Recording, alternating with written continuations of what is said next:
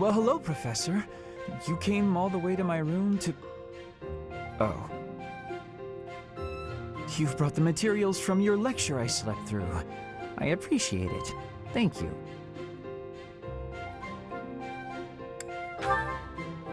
It's not that I want to miss lectures. Exactly. Drowsiness is my arch nemesis.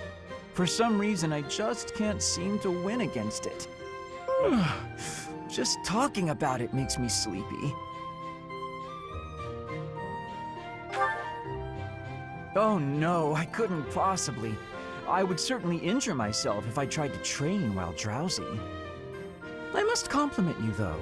By this point in most conversations, I'm bored senseless. But I'm enjoying this. I wonder why.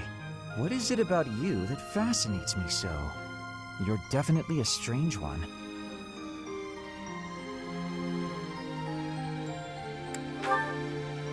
In truth, your very nature is odd.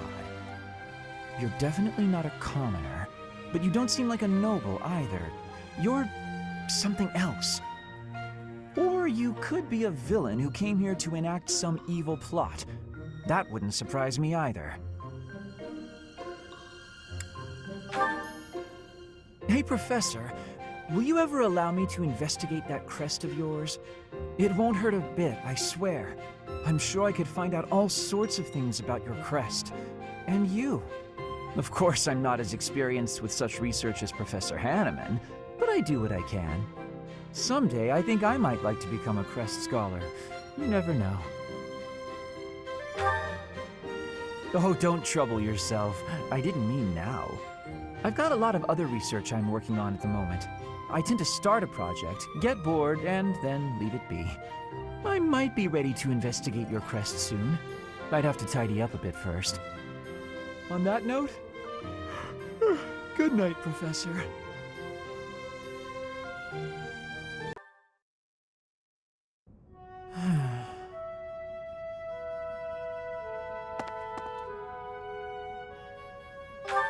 It's just, I was wondering why it seems as if no one values their own lives.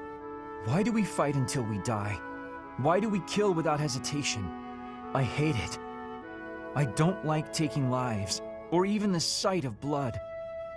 In the last battle, some of the soldiers under my command died for foolish reasons. Those soldiers could have pulled back. Instead, they kept fighting and were overrun. Am I supposed to be satisfied with the victory alone, even at the cost of such life?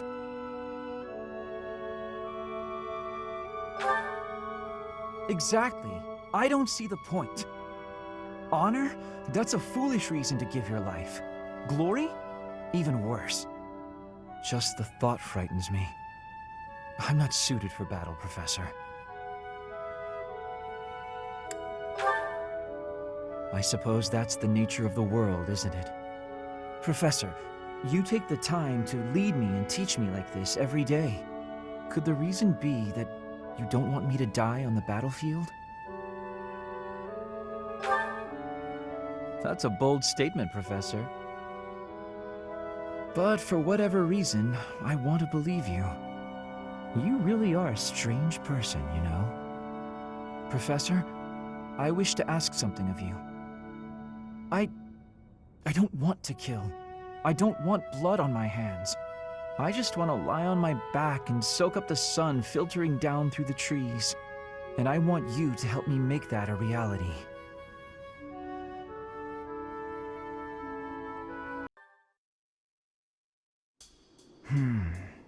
Ah, yes. Professor, what brings you out so late?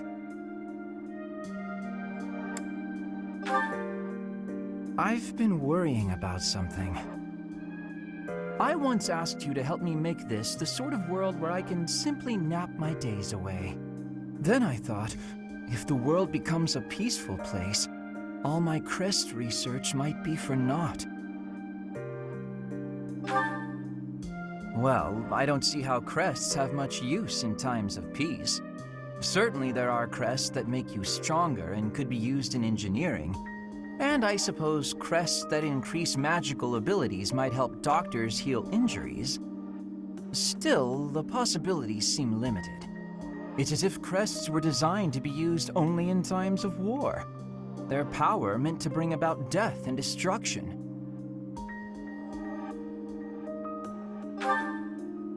I cannot prove what I say is true, but suppose for a moment that it is. The longer this war goes on, the more useful my crest research becomes. But if the war were to end today, we would go on living, perhaps not using the power of our crests at all. It is truly my dream to be a crest scholar, but I also dream of all the wonderful naps peace would bring. Saying it all out loud, it feels a rather stupid thing to worry over. Knowledge or peace, sleep or war. Thank you, Professor. I appreciate the sentiment. Although if I stop researching crests, I'll have one less excuse to spend time with you. Professor, don't make faces like that. People like you, who listen to my blathering and then nod and smile as though what I say matters, people like you are very precious to me.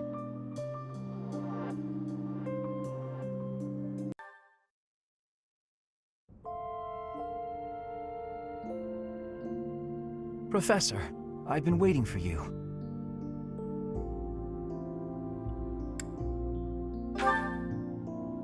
Oh, is it noticeable? I imagine we've spent so much time together that you understand everything about me by now. The truth is, I want to ask you a once-in-a-lifetime question. Yes. I know that the end of the war hasn't granted you limitless free time, but you must have more time on your hands than you did during the war, yes? Would you spend that time with me? I want to know more about you. I want to solve the mysteries that surround you. I don't think I'll ever meet anyone more intoxicating than yourself. I want you to be mine, and I want to be yours. Here is proof of my desire. Will you accept it? Oh, thank goodness. I don't know what I would have done with myself had you turned me down. Though, I feel like I've come to understand rather a lot about you. So I didn't honestly think you'd reject me.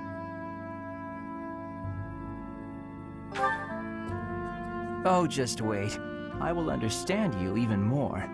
Our future together has only just begun. Before I become bored of this business, I wish to learn all there is about your crest and your strength.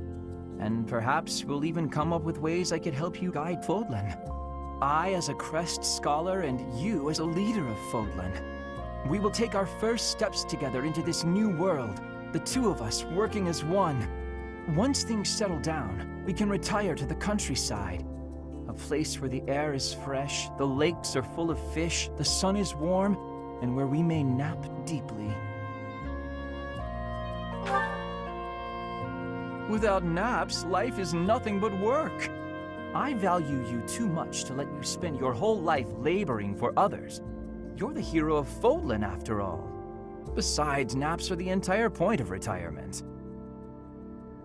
It may be some time until we can nap beneath a tree, peaceful sunlight filtering through the branches. But when that day comes, to have you there lying by my side, paradise. And we will have made it so.